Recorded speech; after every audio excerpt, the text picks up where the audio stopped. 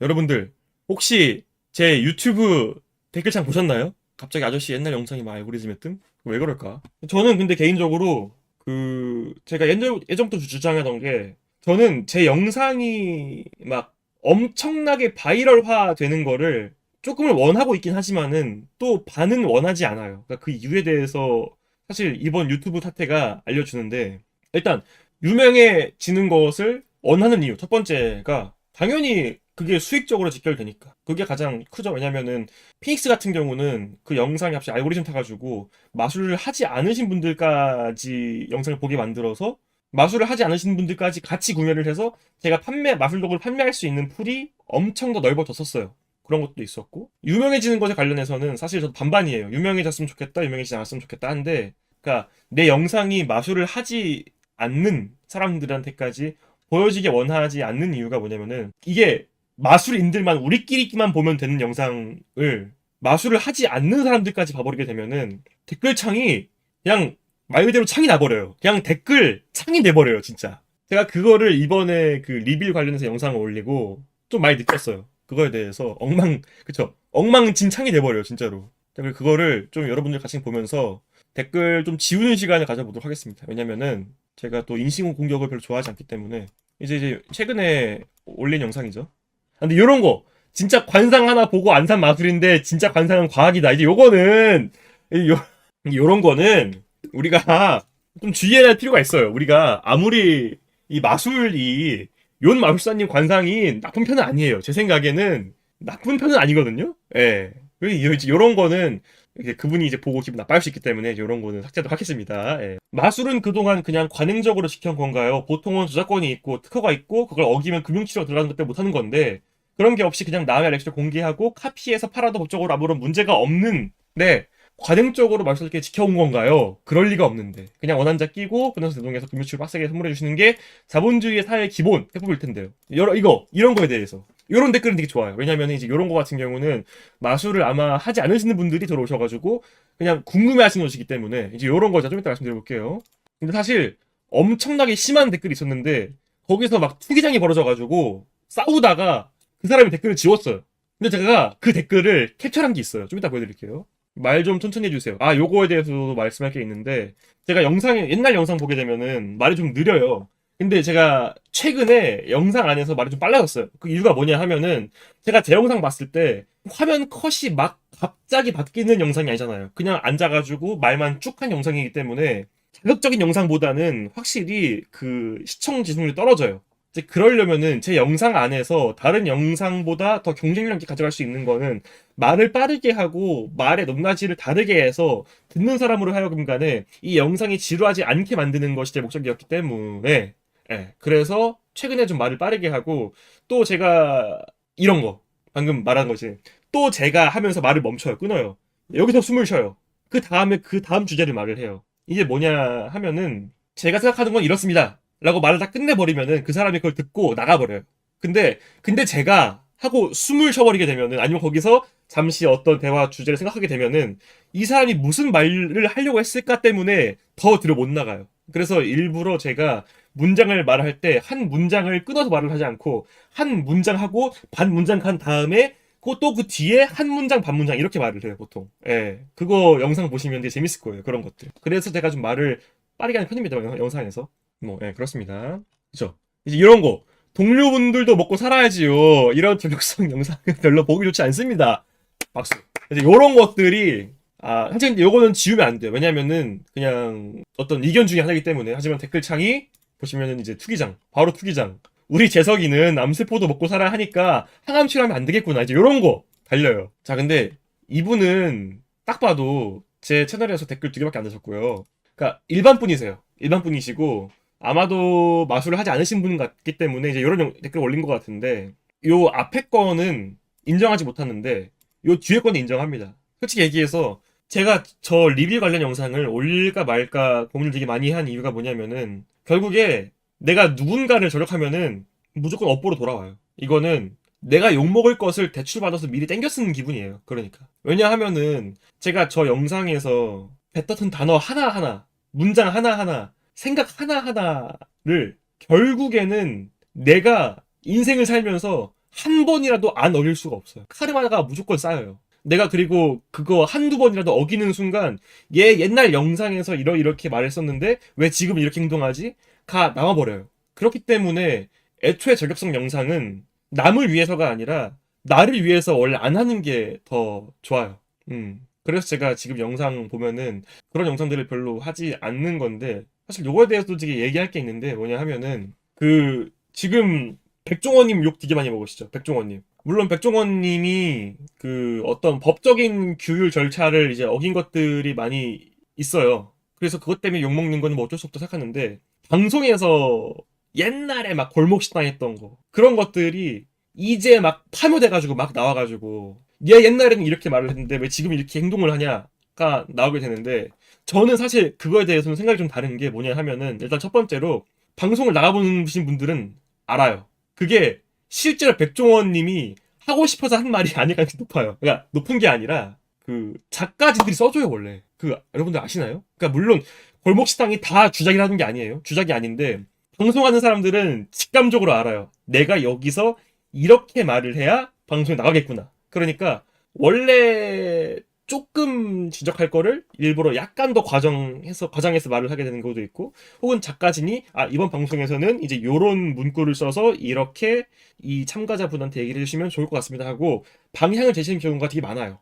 예, 대본 없는 방송이 어디 있습니까? 맞아요. 대본은 모든 방송마다 있어요. 단지 그 대본이 출연자한테 직접적으로 다 보여지느냐 혹은 보여지지 않느냐, 이건 뭐 작가진들에 따라서 이제 이렇게 왔다 갔다 하는 거지만은, 예, 다 대본이 있는데, 그리고 플러스 저는 어제의 저와 지금의 저가 다르다고 생각하거든요.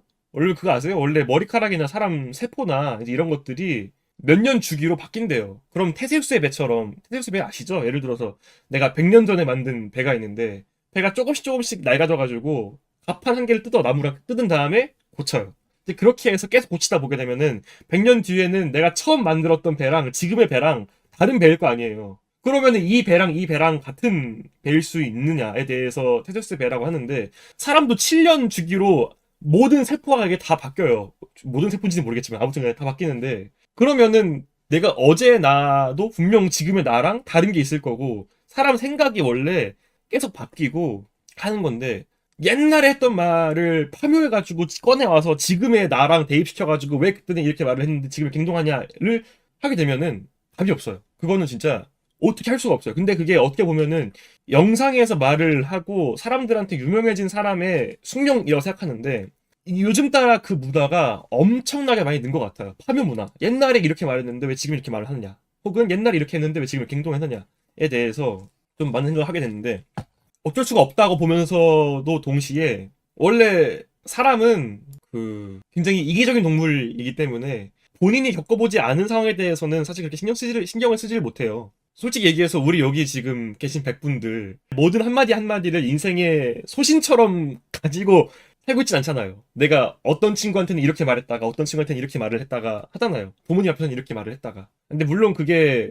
지금 같이 키윤키님 5,000원 감사합니다. 좀 이따 볼게요. 지금같이 유명인이 영상 앞에서 그러면 안 되겠지만은 모든 사람이 다 앞뒤가 다를 수밖에 없어요. 내로남불은 항상 벌어질 수밖에 없어요.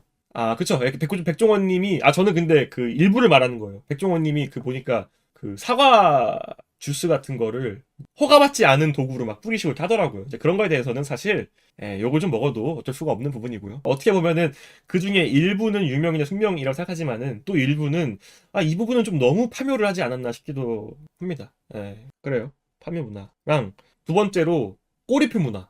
꼬리표. 예전에 했던 잘못이 계속 따라다니는 거. 특히 유명인한테는 더 그래요. 제가 근데 이 꼬리표 문화에 대해서 별로 좋아하지도 않고, 또 제가 그 리빌 논란 관련해서 그 욤 마술사님이나 스타트 측에서 이미지너리 홀이라는 마술이 있는 걸 몰랐대 라고 이제 말을 해서, 그거를 그래도 논리적으로는 믿어야 한다고 생각하는 게 뭐냐 하면은, 그 강경화라고 외무부 장관이셨나? 엄청 높은 자리에 있으신 분이 계신데, 그분이 뉴스에서 인터뷰하신 걸 들었는데, 그분은 어떤 사람이 말을 하면은 그냥 믿는데요. 막 두세 번 꼬아서 그 사람 말에 어떤 의도가 있을까에 대해 생각하지 않는데요. 특히나 뭐 리빌 논란 같은 경우는 진짜 그 사람이 몰랐으면 어떡해요. 진짜 모르면 어떡해. 진짜 몰랐으면은 그냥 아무 죄 없는 개구리한테 불 던지는 꼴이거든요. 그렇기 때문에 그러니까 외교가 아니 저 강경환님 저격하려고 영상 만든 게 아니라 아무튼 간에 근데 그런 마인드는 되게 좋은 것 같아가지고 저도 사실 확인이 되지 않는 사람과 사이 관계에서는 내가 막 그 사람한테 막 투자를 할 게 아니고 내가 큰 손해를 끼치지 않는 입장에서는 그냥 그 사람 말을 믿는 경우가 더 많습니다. 그냥 믿어요. 그리고 무죄 추정. 일단 죄가 없다고 생각을 해야 돼요. 그러니까 그분이 마술을 원한자 허락 없이 그냥 막 유튜브에서 해법을 공개했잖아요. 근데 이제 앞으로 안 하면 된다. 앞으로 잘하면 된다. 뭐 이렇게 얘기하는 이유가 왜 그러냐면은 제가 거기서 말했지만은 우리 사회는 용서하는 게 필요해요. 용서하는 관용이 필요하고 사과하면은 그거를 잘 받아주는 문화가 더 필요하다 생각해요.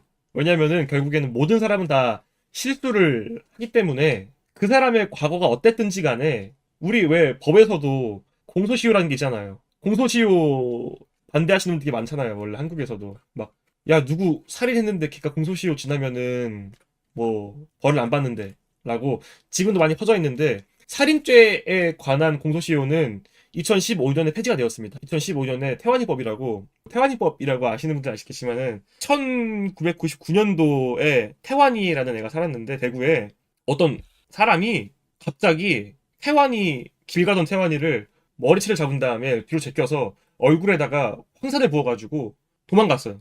그냥 아무 이유 없이. 그래서 태완이가 아마 한 50일이었나? 49일을 병상에서 지냈다가 결국에는 폐혈증으로 이제 이렇게 안 좋게 된 사건이 있었는데 그때 당시에 이제 태완이가 이제 치킨집 아저씨가 범인이다라는 말을 했었는데 결국에는 이게 범인 잡히지 않았고 지금까지 이제 인지 사건으로 남겨져 있는데 범인을 잡지 못하고 시간이 지나다 보니까 공소시효가 만료가 된 거예요. 황산을 검은색 봉투에다가 담아서 얼굴에 뿌렸대요. 근데 여기서 재밌는 게 보통 일반 사람들이라면은 황산을 검은색 봉투에 넣고 뿌릴 수가 있었을까요?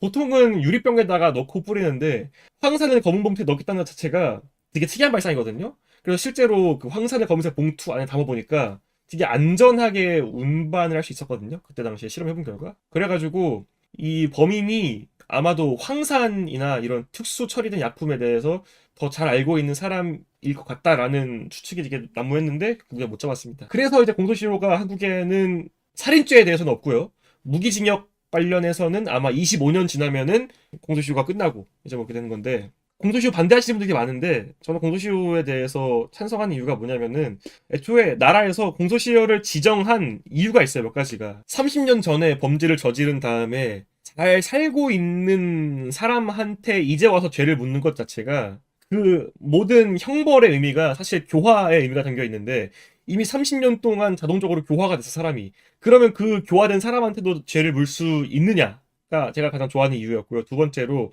30년 전의 법이랑 지금의 법이랑 다른데 어떻게 그때의 법을 기준으로 지금 형벌을 내릴 수 있냐가 두 번째 이유였고 세 번째로 그때 당시에 사건 자료만으로 지금 이제 와서 그 용의자를 잡아봤자 그 용의자가 변론을 할 증거가 없어요. 이미 너무 오랜 시간이 지났기 때문에 그거 플러스 여러분 혹시 멕시코나 약간 유럽 쪽 국가가 탈옥이 불법이 아니래요. 감옥에 갇힌 사람이 탈출을 하는 게 불법이 아니에요. 그 멕시코랑 뭐 어디 다른 몇몇 국가였는데 한국은 불법입니다. 그 이유가 뭐냐 하면은 모든 인간은 기본적으로 자유를 추구할 권리가 있어서 그렇대. 예. 탈출할 자유. 그러니까 탈출할 자유가 아니라 모든 인간은 자유를 누릴 권리가 있기 때문에 탈옥을 해도 법적으로 걸리지 않아요. 이제 물론 탈옥을 하다가 막 간수를 패던가 뭐 기물파손을 하게 되면 그거는 이제 법으로 걸리는데 근데 진짜 지도서도 모르게 탈옥을 하게 되면은 법에 안 걸린대요. 근데 그 이유가 참 어떻게 보면은 되게 재밌고 좋은 것 같아요. 그러니까 딱 생각했을 때 기본적으로 야 범죄를 저지른 사람이 감옥에 갇힌 사람이 탈출하면 그게 왜 법에 안 걸리지 하겠지만은 모든 인간은 행복을 추구할 권리가 있기 때문에 탈옥을 해도 잡지 않는 거예요. 잡아오긴 하죠. 잡긴 하겠죠. 잡긴 하는데 예. 그런 범죄를 저지를 자유가 있다는 말이랑 같은 말 아닌가. 뭐 그거에 대해서는 더 철학적으로 깊은 논쟁이 필요하겠죠. 범죄를 저지를 자유도 자유인가? 또 사실 저는 이제 INTP로서 너무 좋아하는 철학적인 이제 그런 논리 주제거든요. 이런 주제를 가지고 밤새 얘기하면 되게 재밌어요. 내가 근데 이거 왜 얘기하기 시작했지? 아무튼 간에 탈옥? 근데 이거 이 얘기를 내가 왜 여기까지 왔지? 그렇기 때문에 리빌도 이미 지난 일이에요. 하루가 지났든 뭐 일주일이 지났든 간에 이미 지난 일이기 때문에 아직까지도 막 그걸로 스타트를 욕하고 막 그런 박사님이 욕하고 하는 게 저는 사실 그렇게 찬성하는 입장은 아닙니다. 이미 지난 일이고 우리는 이제 용서를 해야 돼요. 그리고 또 궁금한 게 왜 우리가 용서를 해야 돼요? 우리한테 잘못한 건가요, 그게? 가끔씩 이제 유명인들이 뭐 실망을 끼쳐서 큰 사과를 드립니다 하면은 막 대중들이 용서를 하겠다 말다 이러는데 스타트랑 용마술사님이 용서를 구해야 할 것은 원한자 아닌가요? 왜 우리한테 용서를 막 우리가 뭐라고 무슨 뭐 사과 대법관도 아니고 우리는 그냥 관망할 뿐이에요. 네, 그래가지고 우리는 물론 뭐 어떤 논거에 대해서 의견을 낼 수도 있겠지만은 막 누구 한 명 삐끗했다고 막 죽자 살자 막 달려들어가지고 막 욕하고 쓰레기 던지고 패들치고 이러면은 그런 걸 좋지 않는 입장이다. 예. 아까까지 용서해야 한다는 PH. 그러니까 봐봐 이런 게 말이 앞까지가 다른 거예요. 예. 그래서 그런 것도 있어요. 우리 그 법정에서 감형되는 이유 중 여러 가지 중에 하나가 진정한 반성을 하게 되면은 감형을 해줘요. 근데 여러분 진정한 반성이 뭘까요? 근데 이제 그 기준 중에 판사한테 반성문을 몇 장 제출했냐 또 제가 알기로는 감형의 기준이나 혹은 감형의 어떤 범위 안에 들어간 걸로 알고 있어요. 근데 생각해보면은 범죄자가 사과문을 써서 제출해야 할 것은 판사가 아니라 피해자거든요? 근데 보면은 어떻게든 간에 아득바득 감형받으려고 판사한테만 반성문을 제출하고 피해자한테는 반성문을 제출하지 않는 경우가 되게 많아요. 예. 그래서 반성문 대필 써주는 업체도 있어요. 진짜야. 그 법정에서 반성문 그 감형 전문해가지고 반성문 대필 업체가 따로 있습니다. 탄원서 대필 이런 거. 월 5만 원에 해줘요. 이런 거. 탄원서 제출해주고. 봐봐요. 제가 말주변이 부족해서 아들이 형을 받고 항소했습니다. 탄원서를 제출하면은 도움된다길래 대필을 부탁드리려고 합니다. 아무튼 간에 그런 것들이 있어요. 반성문을 판사한테 제출해가지고 감형받는 경우가 있는데 가끔씩 이게 맞나 싶어요. 피해자한테 반성문을 줘야지 왜 판사한테 주지? 이런 생각이 들긴 하고 내가 근데 왜 이런 얘기 하고 있지? 그러니까 이제 제가 그 리빌 유튜브 영상 달린 건데 마술이고 뭐고 아무것도 모르는 입장에서 어쩌라는 건지 모르겠음. 양심 없는 사람 세상에 널렸음. 양심 팔 정도의 사정과 사람들과 기업들이 없는 게 이상하지. 좀 차분히 정리해서 말하든지 말 개빠르고 듣기 불편하게 불평하면 하는데 그냥 관례가 그래서 이래야 된 밖에 없음. 법적인 이야기로 확실하게 잘못을 따지든지 뭐 해가지고 돈을 버는 게 목적인 회사한테 양심 차리라고 하는 게 참 세상 물정 모르는 애처럼 보여요. 마술기가 좁고 영향력이 없어서 법적으로 해결이 안 된다. 좋지 않고 영향 퍼졌으니 이런 일도 일어나는 거지. 본인도 마술판이 제대로 마련되지 않은 걸 알면서도 재밌어서든 내가 개척하고 싶어서도 하는 건데 찡찡대지 말고 앞으로 이런 일이 일어나지 않을 방법을 찾아야 될 것 같은데요. 사람 탓, 기업 탓 보기 좋지 않네요. 해가지고 이게 댓글창이 막 서로 이 안녕 이분이랑 뭐 마술계 여러 사람들이랑 싸우는 거야 댓글창에서. 그래서 이제 요거에 대해서도 사실 얘기를 할 게 있는데 일단 저는 여기서 제가 인정하는 부분이 있고 인정하지 않는 부분이 게 있는데 예를 들어 첫 번째로 마술이고 뭐고 아무것도 모르는 입장에서 어쩌라는 건지 모르겠음. 뭐 이거는 뭐 됐고요. 첫 번째로 마술이고 뭐고 아무것도 모르는 입장에서 어쩌라는 건지 모르겠음. 제가 이제 요런 댓글을 읽고 제가 어떻게 생각하냐면은 내가 함부로 말을 꺼내더라도 좀 부드럽게 돌려서 말을 해야지 이런 생각이 들어요. 왜 그러냐면은 그래가지고 그러니까 모르면 입 닫아라 이런 말은 아니지만은 돌려서 말했으면 좋지 않을까 생각이 들고 두 번째로 양심 없는 사람 세상에 널렸음. 양심을 팔 정도의 사정과 사람들과 기업들이 없는 게 이상하지. 요거는 솔직히 명분입니다. 저 요거에 대해서 되게 많이 생각을 해요. 양심 없는 사람 세상에 널렸고요. 양심을 팔 정도의 사정과 사람들과 기업이 없는 게 이상하지가 저는 되게 여러분들은 모르겠지만 저한테는 굉장히 크게 다가오는 문장인 게 만약에 어떤 사람이 저한테 다른 사람이 만든 마술 해법 100만 원 줄 테니까 유튜브에 올리래. 제가 하겠습니까? 뭐 1000만 원 줄 테니까 올리래. 제가 뭐 돈이 없어가지고 올리겠습니까? 1억 주겠대. 올리래.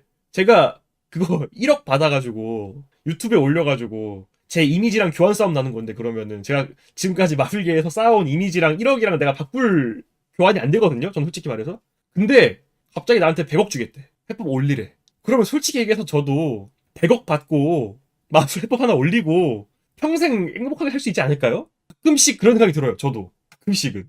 그러면 저는 여기서 또 그러면 내 양심이랑 이런 논거의 기준이 돈에 의해서 좌지우지 되는 거면은 예. 그리고 여러분들도 마찬가지일 거예요. 100억 줄 테니까 뭐 사회적으로 법적으로 뭐 이거는 근데 법적인 문제가 아니니까 굉장히 질타받을 만한 행동을 한번 하래. 그러면은 안 하기가 힘들지 않을까요? 그럼 결국에 도덕이랑 나의 행동의 기준은 돈에 조금 달려 있는 것인데 이제 어려운 문제인 것 같아요. 근데 굉장히 불편한 진실인 부분을 이분이 굉장히 잘 꼬집었어요. 근데 요거는 맞긴 해. 솔직히 얘기해서. 그러니까 양심을 팔 정도의 사정과 사람들과 기업이 없는 게 이상한 게 맞긴 해요. 솔직히 얘기해서.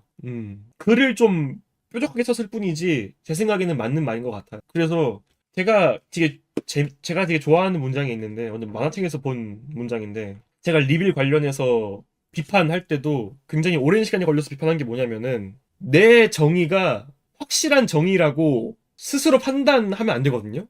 그러니까 내가 생각하는 정의랑 남이 생각하는 정의랑 달라요.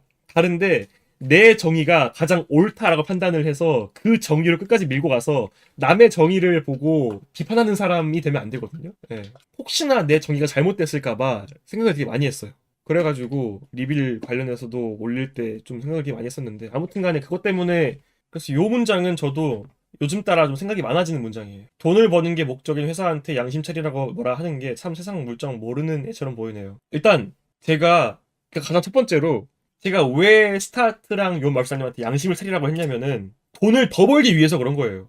왜 그러냐 하면은 양심을 차리지 않은 혹은 도덕적이지 않은 행동을 한 기업이랑 어떤 유명인 개인한테는 사람들이 돈을 잘 안 쓰게 돼요, 사람들이. 물론 마술판에 도덕적인 문제로 타격이 가지는 잘 않습니다. 하지만 그렇지만은 우리 인간이 그렇게 합리적으로 생각하고 활동하는 동물이 아니에요. 뭐 예를 들어서 여러분 그거 아시나요? 참가자 A한테 10만 원을 주고 B를 내보내 이렇게. 그래서 둘이 마주보게 해. 그래서 게임인데 A한테 10만 원 중에 얼마를 B한테 줄지 정하라 그래요. 그래서 B가 오케이 하게 되면은 B랑 A랑 오케이 가지고 나가면 되는 거고. 근데 만약에 A가 제시한 금액을 B가 거부해.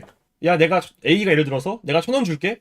근데 B가 응, 안 받아. 하면은 A도 B도 돈을 못 받아요. 그러고 나가는 건데, 그 되게 재밌는 실험인데, 상식적으로 A는 10원을 제시하고 B는 수락하는 게 맞아요. 왜 그러냐 하면은, 맞아, 1원만 주는 게 맞아, 사실상. 왜 그러냐 하면은, 그러니까 B 입장에서 원래는 애초에 빵원이야. 원래는 애초에 없는 돈이야. 근데 이 사람이 10원이라도 주겠대. 그러면 승낙을 하고 나가는 게 논리적으로는 맞아요. 그렇죠? B 입장에서는 얼마 받아도 이득이에요. 맞아요. 그래서 근데 이 실험 결과가 제가 정확히 기억이 안 나는데 제가 알기로는 둘 다 윈윈인데 A가 B한테 너 1,000원 가져 하게 되면은 B가 거절을 했대요. 왜 그럴까요? 그러니까 이 실험이 되게 재밌던 게 뭐냐면은 결국에 사람은 논리로서 행동한 동물이 아니에요. 이게 어느 정도까지 예를 들어서 B 입장에서는 생각해보니까 이 새끼 99,000원 가져가고 내가 1,000원 가져가? 그냥 1,000원 안 받고 말지. 조까. fuck you 하고 이제 안 받아. 응, 안 받아. 안 받아. 자, 집어먹고 조까. fuck you 한 다음에 나가버리게 되는 경우가 되게 많단 말이에요. 생각해보면은 1,000원 받는 게 이득이잖아요. 이제 그런 식으로 생각해봤을 때 이게 단편적으로 사람이 논리나 어떤 그런 것에 대해서 그쵸. 틀리면은 내가 손해를 얹더라도 뒤집어 엎는 거예요. 원래 그런 동물이에요. 아무튼 간에. 그렇기 때문에 지금 다시 한번 이 댓글로 돌아와서 돈을 버는 게 목적인 회사한테 양심 차리라고 뭐라 하는 게 세상 물정 모르는 애처럼 보이는 게 이게 뭐냐면은 모든 기업과 회사는 이윤을 목적으로 하는 게 맞아요. 저도 사실 렉처 내고 책 내고 카드 내고 하는 게 이윤을 목적으로 하는 게 맞지만은 제가 지금 그 마술 공연 티켓 사가지고 뿌린 게 지금 1,000만 원어치 이상 되거든요. 그리고 이번 이벤트로 300 이상 썼고 기부도 계속 하고 하는 이유가 결국에는 내 이미지라는 게 마술기 안에 존재하고 굉장히 차가운 이야기지만은 내 이미지가 좋아야만이 내 작품이 더 좋아 보이는 거고 그런 거를 무시할 수가 없어요. 저도 INTP라 가지고 이런 걸 별로 좋아하지 않아요. 내 이미지가 아무리 좋든 간에 작품만 잘 내면 되지? 이 주의긴 해요. 솔직히 얘기해서. 하지만 사람들이 그 주의가 아니란 걸 다 알고 있어요. 예. 내가 이렇게 차갑게 생각한다고 해도 받아들이는 사람들이 전부 다 나 같은 사람들이 아니라는 걸 알기 때문에 그런 이유 때문입니다. 네. 그래서 여기 이제 법적인 문제. 마비례가 좁고 영향력이 없어서 법적으로 해결이 안 된다? 이제 요거는 되게 재밌는 건데 여러분 이제 여기서 본론 나옵니다. 자, 마술은 법적으로 보호가 가능할까요? 특허로 보호가 가능할까요? 결론적으로는 거의 불가능합니다. 예. 거의 불가능해요. 왜 그러냐 하면 일단 첫 번째로 저작권은 보호받을 수 있어요. 근데 저작권은 아이디어에 대해서 보호를 하는 게 아니라 내 저작물에 대해서 보호를 해요. 그러니까 즉 예를 들어서 내가 책을 냈어. 근데 그 책을 누가 복사해서 팔았어. 그러면은 법에 걸리는 게 맞습니다. 근데 그 안에 있는 아이디어들, 키 아이디어를 빼서 누가 스틸해가지고 조금만 바꿔서 한다고 해도 마술은 보호받기가 힘들고, 아니 그러면 특허를 내면 되지 않냐 하겠지만은, 특허는 되게 재밌는 역설인 게 마술로 특허를 내는 순간 그게 마술이 아니게 돼버려요. 그게 무슨 말이냐면, 예를 들어서 자 여러분들, 미친 개신기해. 손가락이 막 떨어져요. 미친 손가락. 네? 자 제가 이거 처음 만들었습니다. 처음 만들었어요. 제 거예요. 네, 제 겁니다. 했는데 누가 자 요거 제가 만들었어요. 이래요. 그러면은 처음 만든 사람이 야 이 새끼야 그거 내가 만든 거잖아요 하는데, B가 저는 해법이 다릅니다. 연출은 똑같지만은 해법이 달라요. 그래서 다른 마술이에요. 그래서 처음 만든 사람이 그거 뭔데 하면은 그거는 알려드릴 수가 없어요. 왜냐면 마술이니까. 이 지랄이 나버려요. 이 지랄. 자 근데 이제 그러면은 그러니까 그냥 이거는 해법이 달라요. 해버리게 되면은 뭐 만물이 다 해결돼버려요. 그냥. 그러면은 내가 내 마술의 권리를 보호받으려면은 명확한 해법을 특허를 낼 때 써놔야 돼요. 근데 문제는 그거가 누구나 다 열람이 가능해요. 그러니까 누가 이걸 봤어. 개신기해. 이거 어떻게 하는 거지? 바로 특허청 들어가서 검색해봐. 그럼 나와요. 그럼 이게 마술이 아니게 돼버려요. 그러니까 이 역설 때문에 마술은 특허를 낼 수가 없습니다. 실제로 낸 사람이 몇 개 있어요. 근데 그게 아마도 그 마술적인 아이디어가 아니라 어떤 도구나 이제 그런 것들에 대한 특허일 거예요. 제가 알기로는. 아무튼 간에. 그래서 마술계 안에서만큼은 불문율이 존재해요. 근데 이 불문율은 모든 분야에나 어디 갔나 다 있어요. 제가 최근에 야구 보러 갔는데 그 점수 차가 많이 나는 상황에서는 도루를 하면 안 된다고 하더라고요. 나는 근데 왜 도루를 하면 안 되지? 이 생각 들었어요. 도루하면 안 되나? 근데 그게 야구 업계에서는 불문율이래요. 그래서 뭐 안 지키면은 욕을 존나 처먹지만은 뭐 안 지켜도 문제가 없긴 하겠지만은 뭐 아무튼 간에 모든 업계에는 불문율이 있는데 그 불문율을 마술을 그 업계가 아닌 사람이 이해하기는 힘들어요. 그래서 이런 댓글이 달리는 겁니다. 그래서 이런 댓글을 다는 사람들한테 막 도덕적이나 이런 걸로 비난을 할 필요가 없는 이유가 뭐냐면은 이 분야를 100%다 이해할 수 없기 때문이에요. 사실 모든 사람이 다. 예. 다시 한번 돌아와서 그쵸. 막 리액션 하는 거 빠던 하면 안 된다 그러고. 최근에 알았어요. 전 처음에 이해가 안 갔어요. 빠던 하면 안 되나? 그리고 만약에 제가 야구를 처음 해요. 제가 운 좋아서 안타를 쳤어. 바로 빠던. 바로 그냥 빠던. 바로. 왜냐 난 모르니까. 그 분야를 모르니까. 근데 모든 분야에는 불문율이 있는데 마술계의 불문율 같은 거예요. 그러니까 이게 다른 사람이 낸 아이디어를 나는 내지 않아야겠다. 그 사람의 수익적인 부분을 보장해 줘야겠다가 현재까지 이어지고 있는 마술사들끼리의 하나의 약속이에요. 그리고 이 불문율은 법적으로는 지정되어 있지 않았어요. 근데 법적인 판례가 몇 개 있습니다. 좀 이따 알려드릴게요.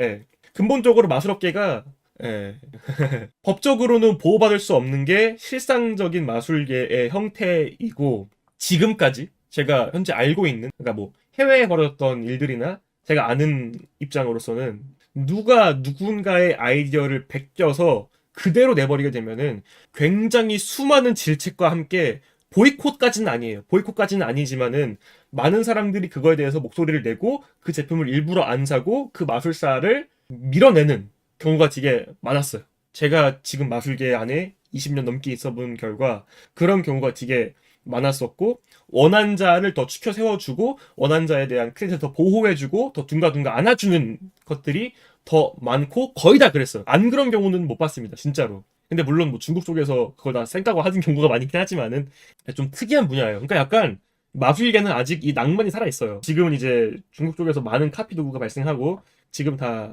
뒤져가고 있긴 하지만은, 그럼에도 불구하고 진짜 크러쉬한 건 지키려고 해요. 예, 서로 상도덕이랑 리스펙이 좀 많이 필요한 분야기도 한데, 제가 지금은 지워진 댓글인데 그런 것도 봤어요. 우리 뭐 페리월드 있잖아요. 닌텐도랑 페리월드 게임 업계처럼 뭐 로그라이프 같은 게임 같은 경우는 이게 뭐 암묵적으로 조금씩 이제 베끼더라도 이게 뭐 굳이 법정까지 찾아가서 막 서로 고소싸움 벌어지고 이러지 않지 않느냐. 그러니까 이게 업계의 성장을 위해서는 어느 정도까지는 암묵적으로 허용을 해줘야 한다라는 댓글이 있는데, 실제 그게 마술계예요. 실제로 마술계 안에서는 암묵적으로 A랑 B랑 비슷해도 이게 충분히 다른 사상 혹은 다른 컨셉을 가지고 있다면은 다른 마술로 인지를 해줘요. 우리 마술계는. 굉장히 많은, 이거는 거의 다 그래요. 마술계 업계가. 다 그래요. 충분히 다른 컨셉을 가지고 있고 충분히 다른 가치관을 가지고 있는 마술이라면은 다른 마술로 인정을 해줘요. 마술계는. 이제 그런 게 굉장히 많이 있는데 뭐 예를 들어서 자 이제 여기서 무엇이 같은 마술이고 무엇이 다른 마술인지에 대한 이야기가 나옵니다. 카드 보이시죠? 카드 잘 넣겠습니다. 하나, 둘, 셋 하게 되면은 카드가 이제 완벽히 안에 사라지게 됩니다. 이제 요런 이제 제가 발매한 한 3년 전 발매했던 제 베스트셀러 블랙홀이라는 도구가 있습니다. 이제 요 마술의 원화는 베니싱 덱이라는 진짜 오래된 마술이거든요. 근데 베니싱 덱의 역사가 엄청나게 많아요. 진짜 예를 들어서 이거 아마 여기 계신 분들 중에서는 해법 모르시는 분들도 계실 거니까 제가 해법을 얘기하진 않겠지만은 키 해법이 있어요. 키 해법. 그러니까 예를 들어서 이 카드가 여기 안에 들어가서 사라진다. 오케이. 이게 어떤 중요한 키 해법이 있어요. 엄청 중요한. 자, 근데 원래 이런 형태의 키 해법은 거의 기원전부터 있었을 거예요. 진짜로. 왜냐면 너무나도 크루셜한, 너무나도 중요한 해법이기 때문에 물론 막 700년, 800년 전에는 이거를 카드로 하지 않았겠죠. 뭐 담배각이라던가 아니면 뭐 딴 걸로 했겠죠. 막 여러 가지 하다가 근데 누군가가 딱 처음으로 나 이거를 카드로 해야겠다 라는 아이디어를 낸 거예요. 그래서 그 사람이 카드로 만든 거예요. 한 200년, 100년 전에 카드로 만들었어요. 근데 그럼 그 사람은 일단 근데 예를 들어서 일주일 뒤에 누가 똑같은 해법 가지고 이거를 담배로 만들었어. 담배 케이스로 만들었어. 그러면은 두 개가 다른 마술일까요? 해법을 공유하는데 단지 어떤 사람은 카드로 하고 어떤 사람은 담배로 하는데 같은 마술일까요? 이게? 이게 다른 마술일까요? 마술계에서는 다른 마술로 봐줍니다. 그러니까 말 그대로 이거 색칠을 카드가 아니라 담배각으로 하게 되면은 새로운 마술로 쳐줘요. 마술계는. 예. 하지만 여기서 재밌는 게 있습니다. 내가 오늘 카드로 사라지는 걸 만들었는데 누가 일주일 뒤에 그걸 똑같이 해법을 가지고 담배로 만들어. 이러면은 다른 마술로 인정을 하지만은 이 사람이 좀 욕을 좀 먹어요. 이제 그런 이유가 있는데 왜 그러냐 하면은 마술은 두 가지입니다. 연출과 해법이 있습니다. 연출과 해법이 둘 다 새로우면은 새로운 마술이에요. 근데 연출은 같은데 해법이 다르던가 해법이 같은데 연출이 다르거나 해도 새로운 마술로 쳐줍니다. 마술계는. 우리 마술계 안에서는. 예. 그러니까 예를 들어서 뭐 이렇게 해서 손가락 잘리는 마술이죠. 이렇게. 예, 요거. 근데 이제 요걸 가지고 뭐 이렇게 해서 이렇게 해도 해법은 똑같죠? 뭐 딱 봐도 이제 뭐 이거 이렇게 하는 건데 해법은 결국에는 이거죠. 예. 이렇게 하는 거. 하지만은 연출이 달라. 하나는 이게 반만 쪼개지는 거고 하나는 통째로 쪼개져요. 예, 그쵸? 그래서 연출이 다르기 때문에 다른 마술로 봐줘요. 우리 마술계에서는. 근데 베니싱 덱도 역사가 엄청나게 많은데 그 모든 역사를 보니까 마술사들끼리 서로서로 크레딧이나 퍼미션을 주고받지 않은 경우도 있습니다. 조금이라도 다르면은 다른 마술로 마술계는 쳐줍니다. 하지만은 상도덕이라는 게 있잖아요, 우리는. 그리고 엄청나게 크루셜, 새로운 연출은 보호해줘요. 그러니까 예를 들어서 이런 게 있어요. 한국에도 되게 유명한 사건이 있었습니다. 유명하진 않지만 더욱더 유명한가요? 혹시 여러분 토비아스 도스를 아시나요? 한국에서 켈빈 체드라는 마술사님이 이런 마술을 냈어요. 보면은 어떤 액체 형태가 반지로 바뀌는 마술입니다. 연출을 좀 보여줘봐. 뭐 이런 식으로. 네. 아이씨. 아무튼간에 액체 형태의 무언가가 이렇게 늘어난 다음에 반지로 바뀌는 마술이거든요. 이 연출은 마술계의 그 전까지 흔한 연출이 아니었어요. 이 연출은 굉장히 특별한 연출이에요. 근데 이 리키파이라는 마술은 작년에 나왔고요. 밀키웨이라는 마술은 2년 전에 나왔어요. 그러면은 밀키웨이를 도스탈이 베낀 거네요. 하지만 토비아스 도스탈이 그 전에 한 2개월 전쯤에 이 영상인가? 네. 이미 크리스 람테이라는 사람의 영상에서 2022년 9월 9일에 했습니다. 그리고 이제 밀키웨이라는 마술은 2022년 한 10월인가 11월쯤에 나왔을 거예요. 자, 이제 그럼 이제 여기서 우리는 판단을 해야 돼요. 이 액체가 반지로 바뀌는 마술은 굉장히 특이한 연출이란 말이에요.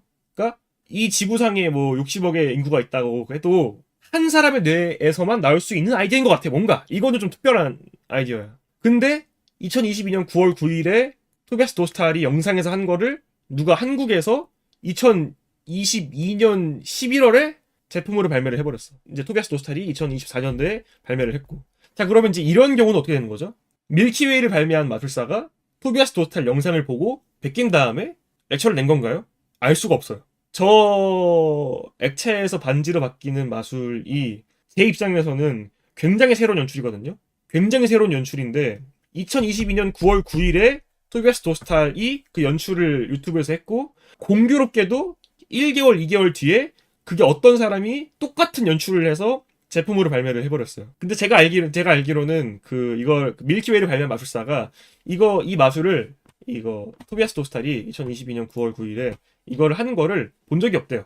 본 적이 없다고 합니다. 그럼 이제 여기서 우리는 어떻게 해야 될까요?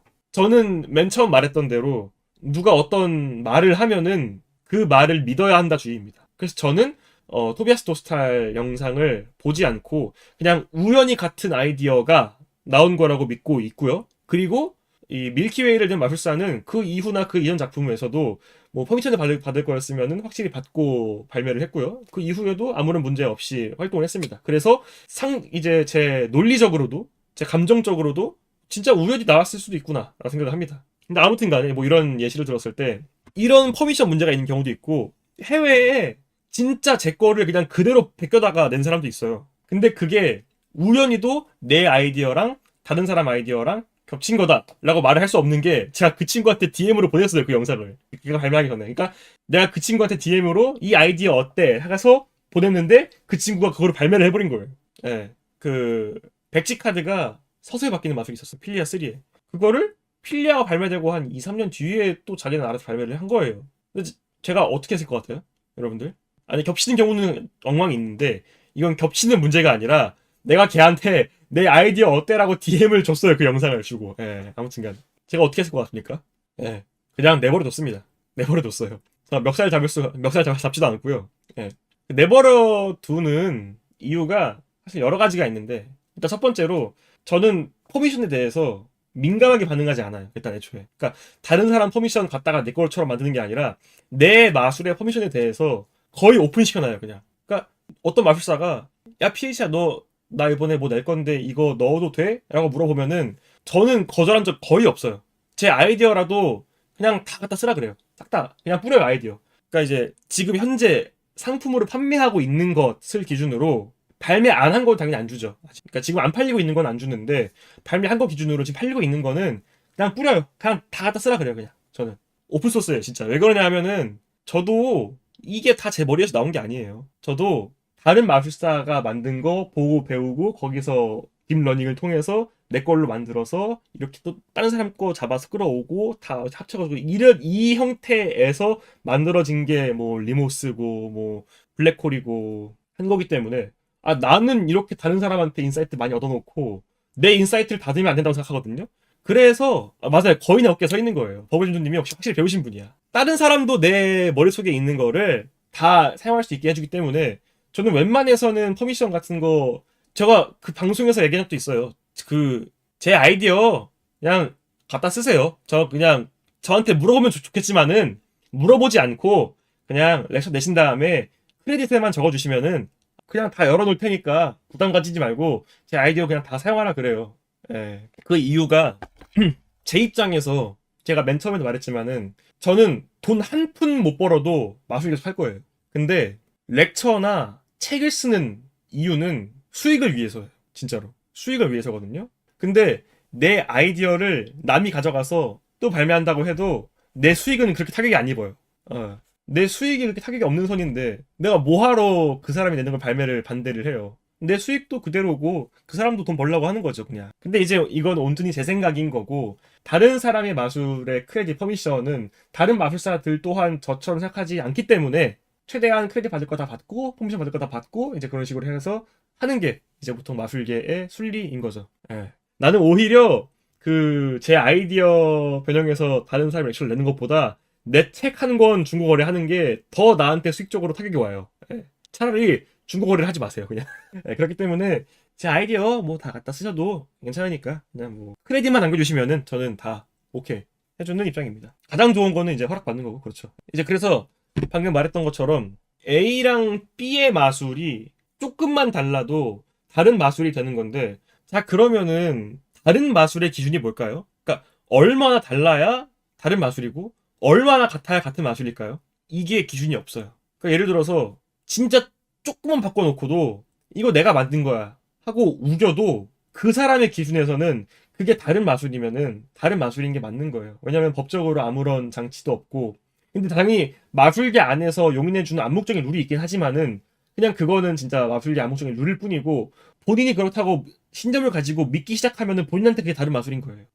그렇기 때문에 거의 베낀 다음에 살짝 바꿔놓고 렉처를 내도 나는 이게 다른 마술이라고 생각한다 하면은 그 사람의 말을 존중해 주긴 해야 돼요. 근데 문제는 그런 것이 계속 쌓이고 하다 보면은 사람들이 알겠죠. 아, 저 마술사가 뭔가 도덕적으로 문제가 있겠다. 이것으로만 현재까지는 마술계에서 좀 많이 판단을 하고 있는 게 실정입니다. 사람마다 기준이 달라요. 그러니까 예를 들어서 명백히 누가 봐도 A 도구랑 B 도구가 카피 도구야. 예를 들어서 A 도구가 저작권이 끝나지도 않았어. A랑 B 도구가 똑같은 마술이야. 근데도 불구하고 B 도구가 A 도구의 카피본이다. 라는 것을 확실하게 법적으로 주장할 수가 없어요. 야, 이거 A가 만든 마술인데 너 왜 이거 똑같이 따라서 되냐? 하면은 이게 왜 A가 만든 오리지널 마술인지를 증명하라 하게 되면은 없어요. 진짜 뭐 어떻게 할 수가 없어요. 진짜라니까요. 근데 왜냐면은 마술이라는 게 진짜 이것저것 여기서 떼와서 하나를 만든 거기 때문에 내가 다르다고 생각하면은 다른 게 맞아요. 특허 같은 거 신청 못하나요? 예, 못합니다. 그 이유는 제가 초반에 말했는데 제가 하는 말의 의미를 여러분들 다 아실 거예요. 다만 그 법적으로 소송을 해서 이긴 적은 한 번 있어요. 그게 뭐였냐면은 펜앤텔러라는 마술사가 있는데 텔러라는 마술사가 그림자 마술이 있어요. 예, 그림자 마술 보여드릴까요? 바로 이 마술입니다. 예? 오케이.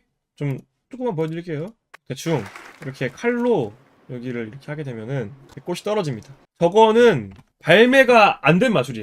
텔러는 공연하는 사람 입장이기 때문에 보통 공연만 주장창 하시는 분들이 제품 발매를 안 해요. 이제 그래서 저거는 이제 발매를 하지 않은 마술인데 어떤 마술사가 저거 꽃병이랑 꽃이랑 이렇게 도구를 판매하기 시작한 거야. 예. 이제 여기서 텔러가 고소를 합니다.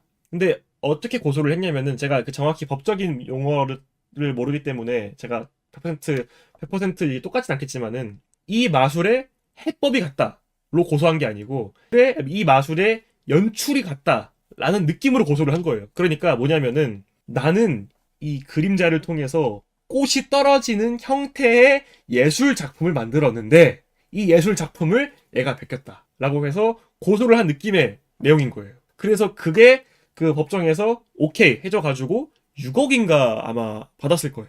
예. 그러니까 그런 식으로 어떤 예술 작품으로서의 인정 혹은 연출로서의 인정. 근데 이게 100% 똑같은 이게 근데 법적인 용어이기 때문에 또 제가 다르게 알 수도 있습니다. 근데 제가 알기로는 이게 마술 해법이 같다가 아니라 어떤 연출적인 면으로 보호를 받은 걸로 알고 있어. 근데 이거 같은 경우는 굉장히 어려운 일입니다. 어려운 일이 왜 그러냐 하면은 솔직히 얘기해서 마술 역사가 몇천 년 넘는데 그림자를 통해서 어떤 물체를 움직인다 라는 아이디어가 텔러가 처음 낸 걸까요? 분명 책 뒤져보면은 그림자를 통해서 뭔가를 움직이는 마술은 있었어요.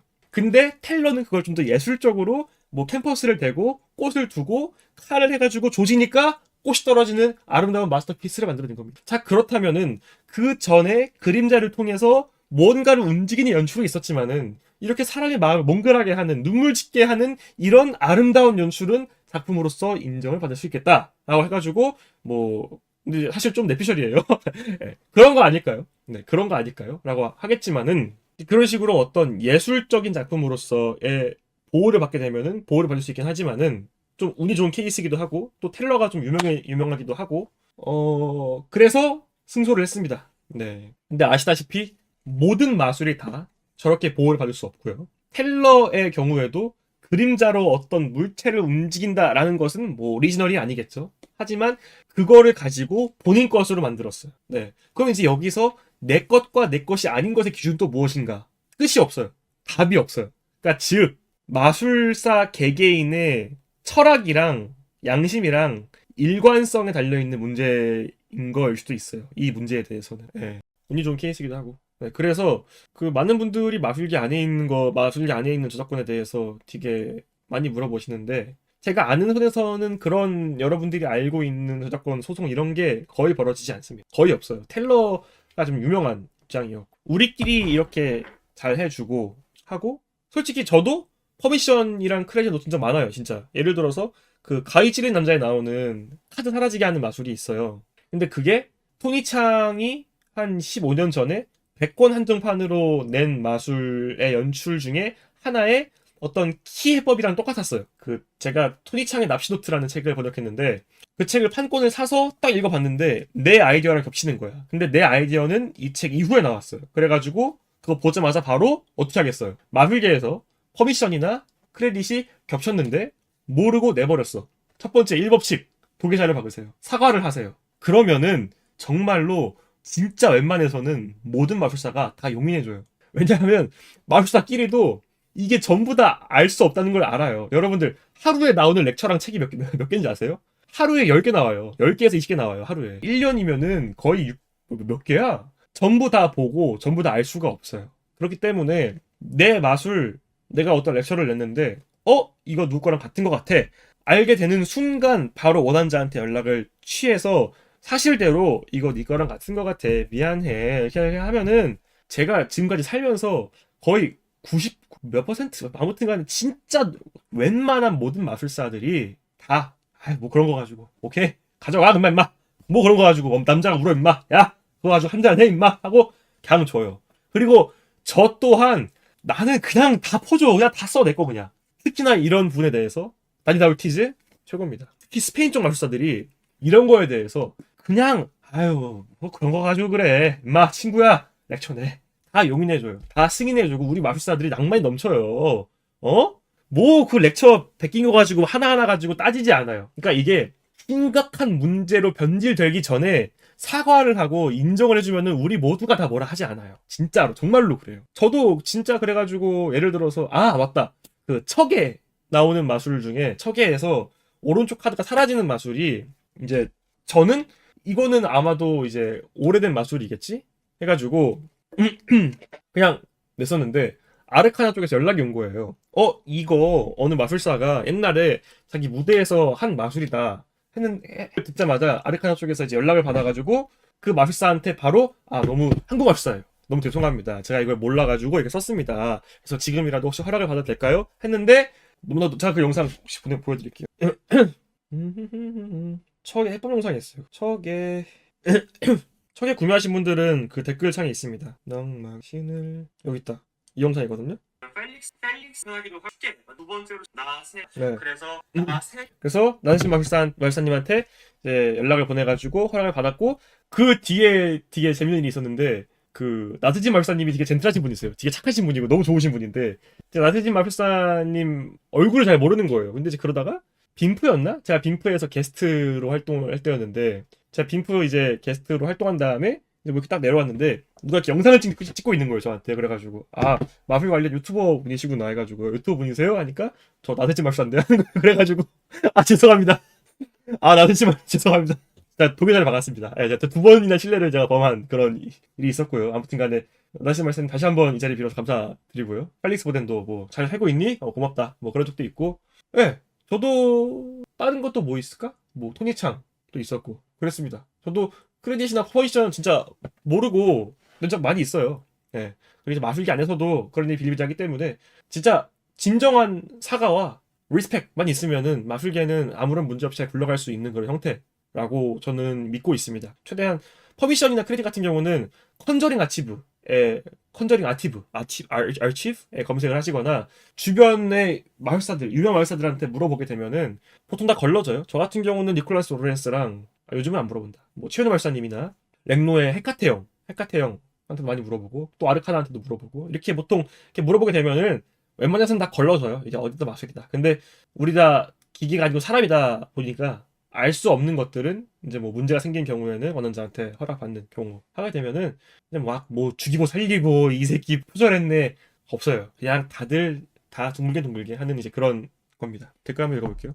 몇몇 마술 판매 페이지에는 방송이나 공연에서 사용할 수 있는 권리는 포함되어 있지 않다라고 하는데, 만약 그 마술이 아닌 그 마술과 흡사한 마술을 연출하는 경우는 괜찮은 거예요. 아, 보통 산스마인드나 그 유명한 좀 비싼 마술들이 TV에서 연출하는 권리는 포함되어 있지 않습니다라고 표기를 해놔요.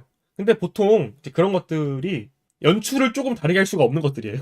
그게 그냥 약간 블랙홀처럼 이 마술은 이걸로만 해야 돼 하는 느낌의 마술 도구들이어가지고 다르게 하려고 해도 다르게 할 수가 없습니다. 보통 그런 것들. 제가 이제 마술을 배워보고 시작하려고 하는데, 시작 마술 책으로 레퍼토리 산다면 어느 정도까지 걸릴까요? 시작으로 사지 마세요. 근데 저는 두 가지가 있다고 생각을 해요. 지식의 갈증을 해소하기 위해서 읽어보는 것은 저는 굉장히 좋은 일이라고 생각하고 추천드립니다. 하지만 마술을 배우기 위해서라면은 솔직히 랩노 무료 강의도 굉장히 많이 있고요.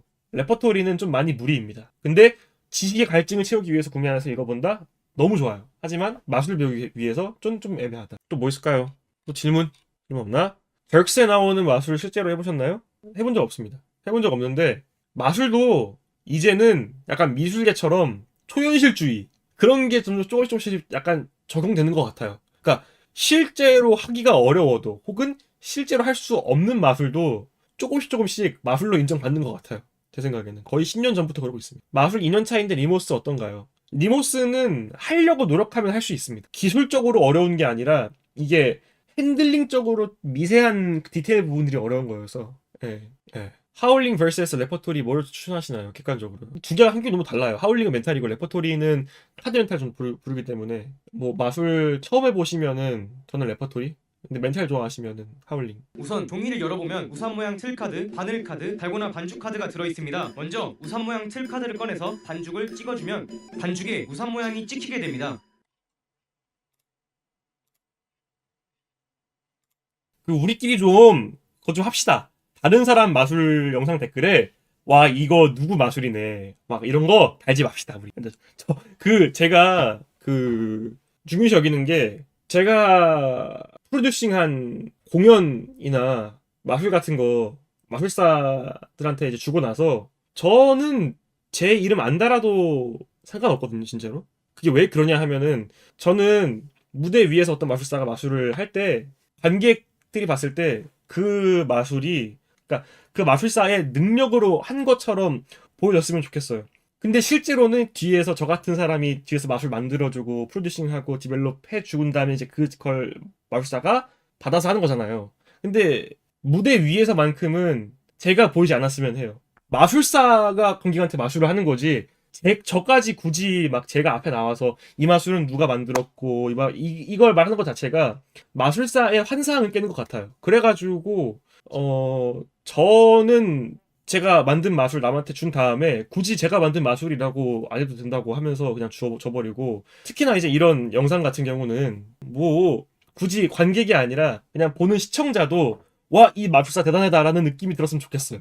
이제 그렇기 때문에 뭐 제가 만든 마술이다, 막 누가 만든 마술이다 이런 댓글은 안 다는 게 좋지 않나. 막 누구 마술이야, 막 이런 거는. 예. 이거는 또 크레딧이랑 퍼미션이랑 좀 다른 문제라고 생각합니다. 30대. 아, 근데 이거 진짜 제가 이거 좀 비하인드 스토리인데, 25. 겁도 없구라 요즘 비하인드 스토리입니다. 겁도 없구라 마술 편에 저도 참여를 했었거든요, 이때. 깜짝 놀라게 된 거예요. 근데 제가 뭐 여기 있는 거 마술을 막 제가 다 만든 게 아닙니다. 그냥 의견들, 뭐 요거 하면 어떨까요? 뭐 하면 어떨까요? 약간 이런. 그래서 제가 입 벌리고 앞에서 보고 있었습니다. 이 비하인드가 있어요. 비하인드가 뭐냐면은, 사실 저는 저기 안 가도 됐었어요. 굳이 제가 저기 안 가더라도 아무런 문제가 없었어요. 그러니까 예를 들어서 여기에서 나온 제가 만든 마술도 그냥 전달해드리고, 제가 여기서 제가 만든 거잖아요. 요거 카드, 요거 그냥 킥으로 드리면 됐었거든요. 근데 솔직히 얘기해서 제가 저기를 안 가고 싶겠습니까? 사쿠라랑 민니가 나오는데 제가 안 가고 싶겠어요? 솔직히 얘기해서 너무 가고 싶죠. 근데 저거는 지금 일을 하는 거란 말이에요. 그러니까 무슨 어디서 그냥 사쿠라랑 민니 보고 싶다고 갈 수 있는 분위기가 아니에요. 그냥 어디 그냥 팬인데 가면 안 될까요? 하면은 안 돼요. 안 돼요. 그렇기 때문에. 근데 제가 굳이 저길 가서 제가 출연하는 것도 아니고 어떻게 갈 수 있겠어요. 그냥 나는 그냥 마술 만들어 드리고 카드 드리고 이제 그러고 있어야겠다 했는데, 갓채현우. 와, 굳이 제가 그렇게 필요하진 않지만은 굳이 아, PH야. 카드를 좀 사용을 하고 싶은데, 여기 스튜디오 와서 카드 좀 빌려줘라. 굳이. 이거 사실, 여기 있는 거 카드? 바이시클 이도 상관없어요. 여기 있는 거, 뭐 플라스틱 같은 상관없습니다. 근데, 무조건 필트레를 사용하셔야겠대. 무조건 피더크랑 필트레가 아니면 마술을 못 하시겠대. 와. 그래서 제가, 그러면 당연히 가야죠. 해가지고, 제가, 당연히 가야죠. 예, 당연히 가서, 이제, 카드 전달해 드리고, 당당히 이제 앞자리에서 햄버거 먹으면서, 이제, 구경을 했다는, 이제 그런 좋은 스토리가. 사실, 제가 최근 느낀 건데, 기술 관련해서는, 저보다 잘하는 애들이, 그냥 세고 셌어요. 기술만 깎는 애들이 따로 있어요. 기술 깎기들은 진짜 못 이겨요. 진짜로. 걔네들은 완전 느낌도 되게 부드럽던데? 나보다 잘하던데, 걔네. 그러니까 내가 잘하는 게 아닌 것 같아. 사실 실제로 뭐 잘하는 것도 아니고, 기술만 깎는 애들은 걸리면은 그냥 발리는 거예요. 아무튼 간에 오늘 봐주셔서 감사드리고요. 뭐 딴 거 할 거 있나? 인비지블 렉도 탱커브 카드고. 춤을 안 췄다고요? 안 됩니다. 춤은 안 돼요. 인비지블 렉 이렇게 한번 해볼까? 구다이아몬드 카드를. 이쪽으로 보여드릴게요.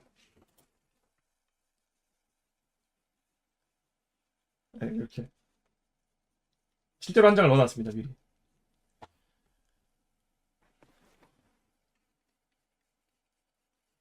네, 다이아몬드.